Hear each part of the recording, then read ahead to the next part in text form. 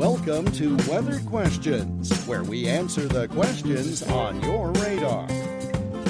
Welcome in, everyone, to yet another episode here of Weathered Questions. This is our 14th episode since we started doing this, which is also the second episode here of Season 2. And we are getting right into the fall season, no question about it. We encourage you to leave a review for us. Give us some feedback, positive, negative, whatever you think we need to hear. We always thank you for listening to the podcast. My name is Kaj O'Mara, and been seeing a whole lot of different weather here over my career, and from droughts to blizzards to all sorts of heavy rain events. We had a whole lot of rain this past summer across Iowa, at least where I'm at. So it's been an interesting year for sure. And really encourage everybody to continue to listen to our podcast as well as just submit questions. We just want to know what's on your radar. We want to know what's bouncing around in your head.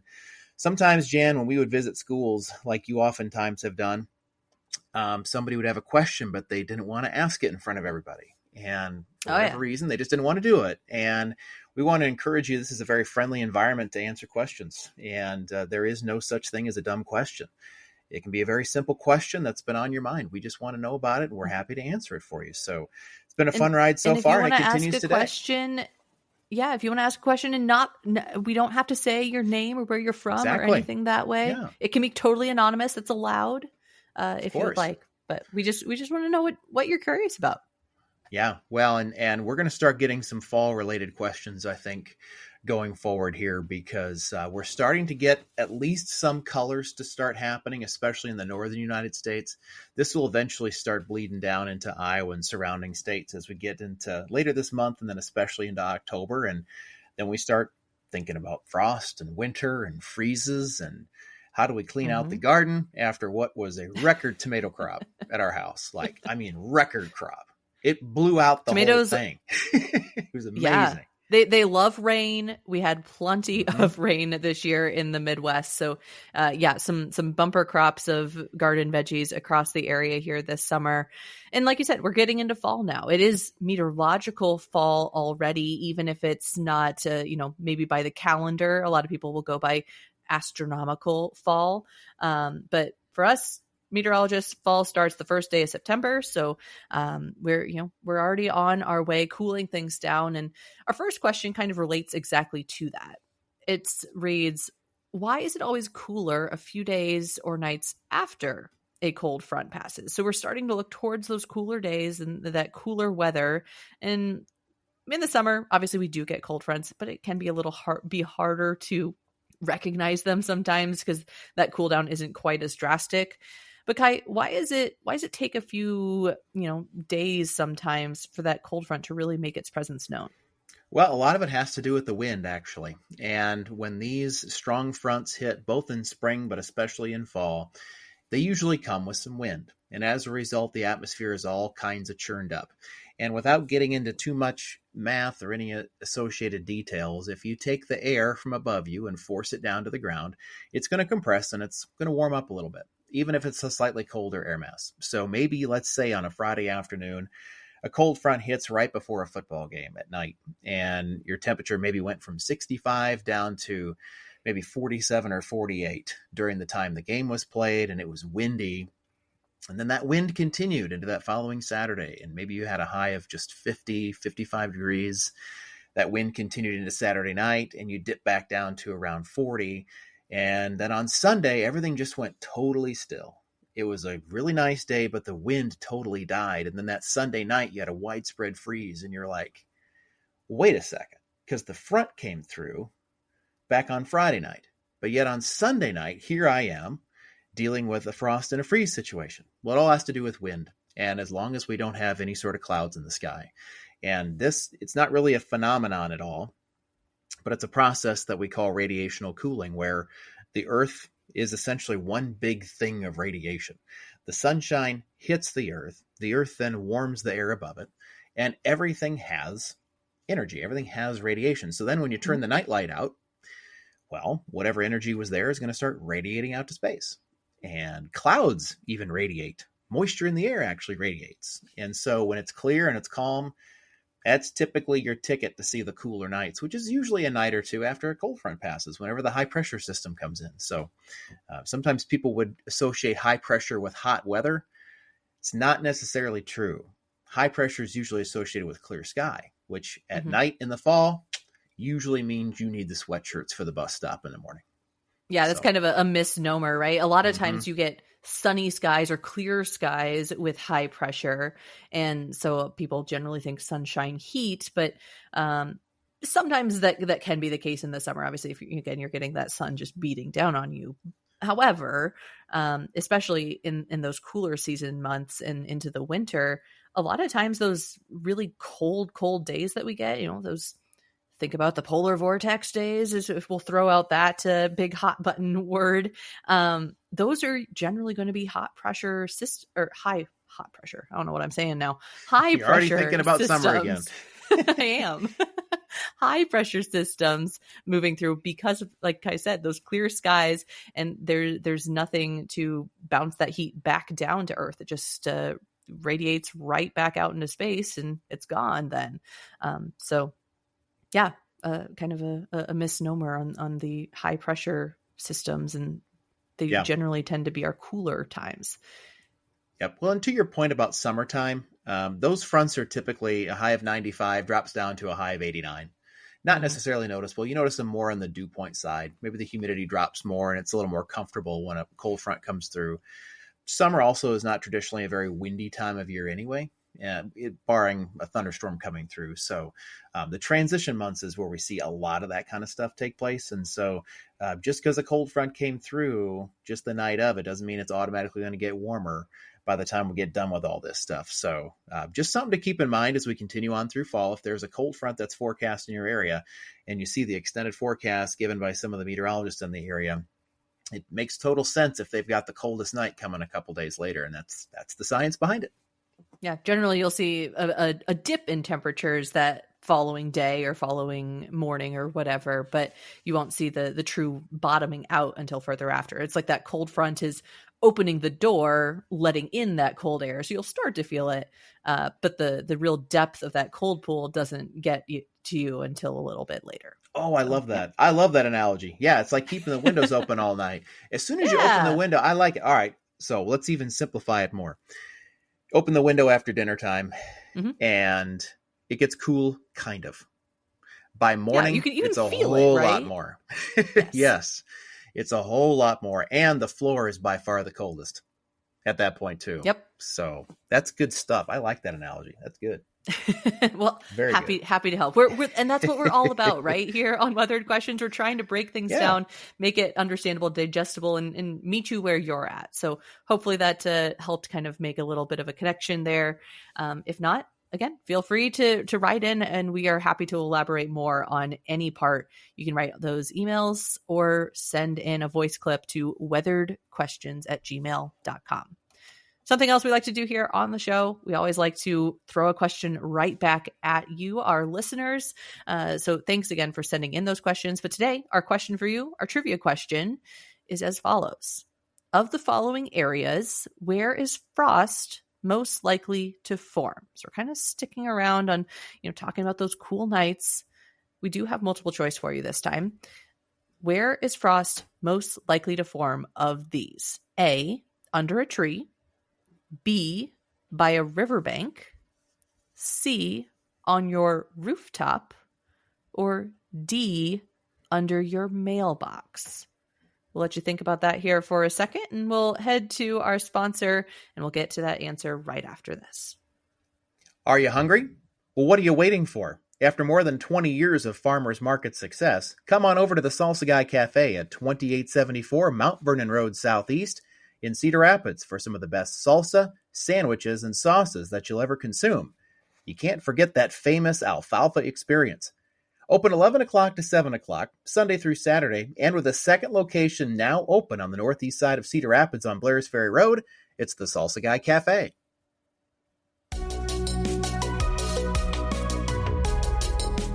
Today's trivia question. All right, we are back and ready to get to that trivia question answer. A reminder, if you have been debating here for a little while of what those answer options are in that question again, of the following areas, where is frost most likely to form?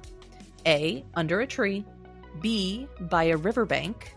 C, on your rooftop. or D, under your mailbox? All right, Kai, this one's your question. I'll let you reveal the answer. So, if you think about these 4 possible options, and keep in mind it's just these options. We're not showing them all, but there's plenty of places frost can form. Yeah, the answer on this question is actually C, your rooftop. And we'll kind of explain the science under all 4 of these. So, let's go to option A. Most likely, frost is not going to form under a tree. And why is that? Well, there's actually 2 reasons for that. Mm-hmm. Believe it or not, on a sunny day, not only is the sun heating the ground, which then heats the air above it, the tree is incorporating that into its energy cycle. And we've actually seen snow melt in a circle around tree trunks because there's still resultant radiation there built up from the day that's radiating out very slowly at night. But the bottom line is not only do you have that in play, but anything where those leaves are, where the branches are, if the air is trying to rise up, it may actually radiate itself back down a little bit. So under a tree is typically not a place where you're going to find frost forming. By a riverbank, typically you've got warm water right there. And by warm, I mean greater than 32, especially in September and October, when the water temperatures can actually still be relatively mild, depending on how your summer has been. So simply put, you might see fog, and that's different. Fog and frost, totally different. But by a riverbank, you're probably not going to find very much frost right there. D, under your mailbox, same science as the tree. There's something above that area of land, and as a result, either you have a little bit of resultant radiation built up from the day for the mailbox, or it just can't quite radiate out cleanly. So then that's left with rooftop. And then you think to yourself, but wait a minute. We've always been taught that cold air sinks. So why would it form up there? Well, roof shingles don't have necessarily a ton of what we call heat capacity. And if there's nothing above them, why wouldn't they get cold? You can go out there and try and touch one and see just how chilly they are at about 9:30 or 10 at night. Don't go climbing on a roof or doing it, but they get cold. They're an asphalt shingle. Think about what the roads do at night. They get quite chilly. So same story there with your roof. Now, if you've got tree branches that are all over your roof, okay, maybe you won't get much, but a lot of times we see frost in grassy areas, especially valleys, and then on people's rooftops because of that. I will also tell you, this is kind of a bonus thing. And this is just my forensic mind coming into play. If you've got a frosty rooftop and you've got a standard, 2-bedroom, 3-bedroom home that's got showers in it, you're trying to figure out whether, your teenage kid actually took a shower or if they're pulling your leg. You can actually see up by the vent if any frost has melted. That's your ticket. You don't even have to go in the bathroom. You can go outside, take a look at the roof. And I actually had to do this once. I actually had to incorporate this once and say, look, I know you didn't take a shower. Okay. The frost is still up there. You're a teenager now. You need to go take a dang shower. So go do it. I can just picture Dad. Come on. Let's get it done. It only takes 10 minutes. Come on. Get your deodorant on. Let's go to school. Let's do this. So, frost really is a giveaway of a lot of different things. We can't really see the air very well at all unless it's polluted, right? Mm-hmm. But frost kind of gives us a footprint where the coldest air has been. And it's really a neat thing to see frost happen. You can also use that to check how the insulation in like your attic is. Absolutely. If you have spots that are melting faster than others, be it frost or snow even, that's another way you can kind of cross check it as well. Yep. Well, and if you want to do a good experiment, next time frost is forecast, why do people say cover your plants? Well, it's not to protect them from the frost coming in from up top. It's to help hold the heat in from the ground. And that's why some folks actually will water their plants around the midday to get that ground nice and wet so it can incorporate more of that residual heat energy. So then when it radiates at night, it more goes into condensing on the plastic and not forming frost. Yep. So you talked about that. A big word. And again, we try not to get into too sciencey of things here, but heat capacity and that heat capacity of water, that's, it goes into so many things with weather, right? That's why we just talked about a creek or a riverbed being warmer, that water being warmer than maybe the ground around it. Or we've talked about lake effect snow and how that, lake water or, large body of water is going to have a warmer temperature than that cooler air that's, either over the ground or that has been moving over it. And that's just because it takes so much more energy to change the temperature of water than it does to change the temperature of land. So that goes into so many different things, but that's just one way we can kind of break it down into frost. Yep, absolutely. You got it. So next few weeks, as things start cooling down and frost advisories come out, just think about those 4 options. And then when you go out there and you see the roof shingles, you can think about weathered questions and think about something that you learned here today. So when we have systems like these that typically drop the temperature, sometimes drastically, especially in the fall, we did have a question come in, Jan, and it is, why do some storm systems that go over the Midwest look like a hurricane? What insight can we provide here? Yeah. So, okay. There's so many different fun directions we could go with this. Let's start with, I know. Let's start with hurricanes.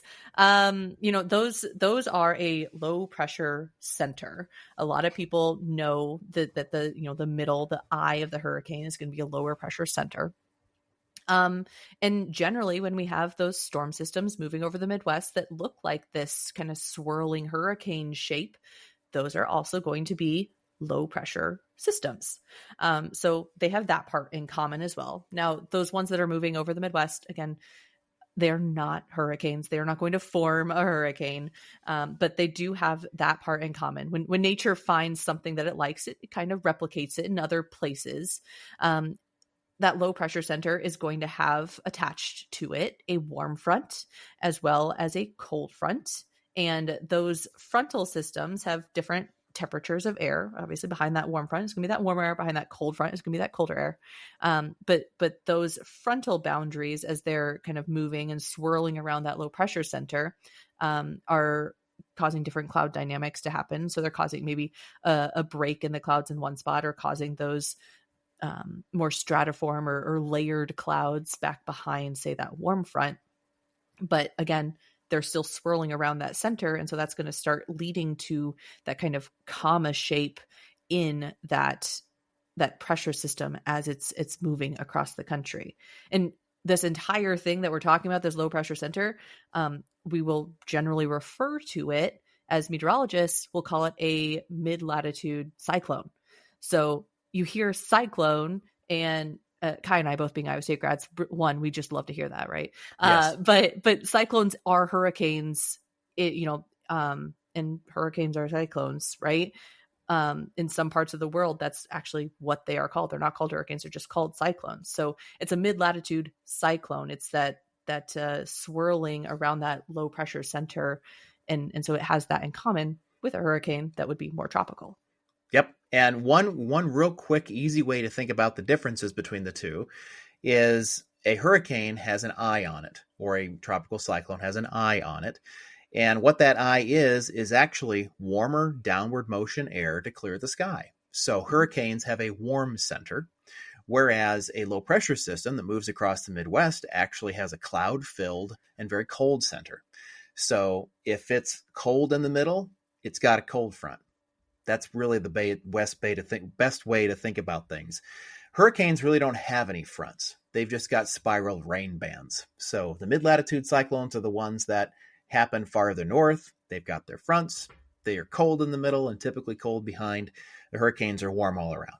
And so that's a really good way to think about the difference between those two as well. But folks are right when they ask that question, because a really wound up storm, especially in the wintertime, can kind of look like that. But notice you'll never see a spherical eye in the center of that. You'll see cloud breaks, like you mentioned, maybe these long corridors, and you'll see it swirl almost like a cinnamon roll kind of pattern. But you don't see that with hurricanes. You see a very well-defined center that's actually the sun is shining in the center of those. Find me a blizzard where the sun is shining, Jan, and you will not. You will not find me that. Only a Dairy Queen blizzard. That's the only one. Yes. There you go. There you go. But that's the big thing with that one, I'd say, going forward. I have to, you notice that, mention that cinnamon roll esque, and I have to Yeah. call it back to right now we're in football season, right? And love to go to Iowa State football games, and we are the Cyclones at Iowa State, and so we do a lot of weather themed things. And actually, in the intro video this year, they have a water vapor map. Like in that intro video, that is that classic kind of comma shaped cinnamon roll esque,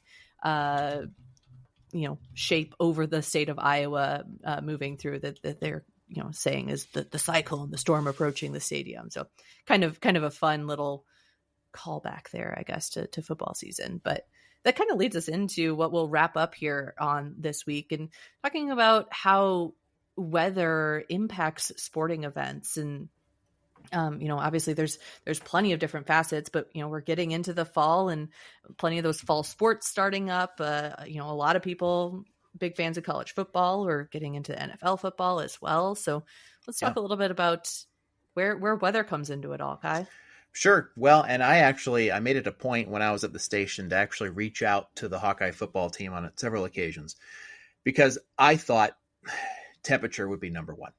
I thought for sure excessive heat or cold would be number one. The universal response was wind. Wind is one of the biggest factors when it comes to it. And I will tell you, this was a proud forecasting moment. And you were not quite at the station yet, Jan. But this was the Iowa Hawkeyes playing the Maryland Terrapins.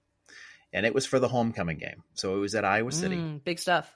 Big stuff. And we were leading up to this, and we had a tremendous high wind event come in. And we had forecasted it 4, 5, 6 days out, talking about it, saying, if you're going to go to the Iowa game, it's going to be extraordinarily windy. Well, the Hawks won 23-0. And I was watching it because, a high wind situation, we don't have to have anybody on call. So I'm still watching the game at home. Yeah. They always interview the coaches going in and out. And they did a pregame interview with Coach Ferentz. And the lady she asks a question along the lines of, no, it's supposed to be so windy now, Coach. What's your game plan? And Ferentz goes, well, they've been talking about it 4 or 5 days. We've got it under control. And I thought, that's a win moment, because the home coach paid attention to the forecast. Mm-hmm. Let me tell you something about Maryland. Maryland was a passing team. That's how they scored. So on that day, the wind killed them. And Iowa's defense, if anybody watches Iowa football, you know that their defense stops the run. That's what they're built to do. So as a result, they shut them out 23-0. Ferentz had no concerns. And I'm sitting at home thinking, I don't know if I played a role in this, but maybe, just maybe it got into Coach Ferentz's ear that it was going to be windy that day. And maybe, just maybe, our efforts made a difference. And that's kind of how things go with temperatures and winds. And we see it all the time. And in a wide variety of sports, soccer too. You can see that same effect on strong winds. Yeah. I mean, again, like we're not talking to the actual, the head football coaches or anything like that. But, there was a play at a big game here recently that we can only suspect that, some maybe timeouts were called, or things happened in a certain order, so that maybe the other team was having to kick into the wind, or maybe all of a sudden now we have the wind at our back. Weather absolutely is playing a role in those games. And those coaches are absolutely paying attention to it. Yep. There was another situation too. This is a little bit harder for them to deal with, but if you do have rain, light rain in the area, even rain that's not totally out of the area, or maybe it is out, but the grass is still wet. So I seem to recall a story once, but I forget which school was doing it. It was a large rain event. It was one of those, high percentage chances several days out. And I don't even think it was in our market. I think it was somewhere else in the Midwest. But the practices were actually being done with wet footballs. Oh. So the players would be able to feel that and get an idea of what it's like to throw it and also catch in it. Now, what's the risk that you run? I will say that wind is by far the easiest to predict because it's based on pressure. Rain is not, because here's what could have happened. They could have done all that practice and didn't had rain. A dry game. Yeah, exactly. But in this particular setup, they were practicing with wet balls, and I think it made a really big difference in terms of just how things were done. And again, I forget the exact school that did that, but it did happen. And it was because of a rain chance that came through. So I still don't know how these guys play in the teens and 20s. I don't know how they do it. No. In all sports, I just don't know. Because I'm looking at them like, you have your calves exposed. You have your upper arms and forearms exposed. Basically, you're wearing a jersey and shorts, and it's 15, and the wind chill's below zero, and I don't know how you're doing this. Yeah. And I guess I'm just a wuss. I'll just stay home and watch the game and enjoy it. But my gosh, I mean, those times so cold. I've been through plenty of games on the sidelines where I am bundled up wearing, 3 sweatshirts and my winter coat and have a scarf wrapped around me and earmuffs and they're, like you said, they're just wearing shorts and a t-shirt. I don't get it. It's a whole different animal, I suppose, to be doing that really kind of stuff. But it absolutely plays a role in everything that goes on outdoors. You know what else? We had a situation where we had an evening soccer game. It was in our Youth Soccer Association League, and the coach wanted to win the coin toss, not because she wanted the ball first. She wanted her goalkeeper to not have to face into the sun. No. So we had the sun going down. She did the math that the sun would be below the horizon after halftime. So then it didn't matter which way they were attacking. But for the first half, that sun was right in the opposing goalkeeper's face. Could not see the ball coming. She scored 2 goals in that first half, and it made the difference in the game. Smart. Because here's the deal. Everybody thinks about the coin toss. Oh, I want to start with the ball first. Let's go. And she knew that. Yeah. So you just want control.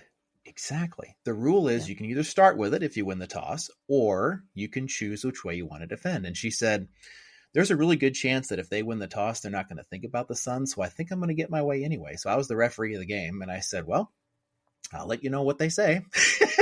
So I said, congratulations. You're going to get your way with the sunshine. They took the football. It's like, okay, great. But it made a difference. Made a huge difference if you think about it. So. Yeah. Well, again, weather touches us everywhere and all the time. You can't avoid it. That's why we absolutely love it. And we're happy to be able to help educate you and help you understand a little bit more about what's happening around you. If something piqued your interest today, sparked a question for you, please feel free to write in or send us a voice recording. weatheredquestions@gmail.com is how you do that. WEATHERED questions@gmail.com. Let us know what you want to hear about. Join the conversation, and we'll talk to you next week. Until then, stay safe.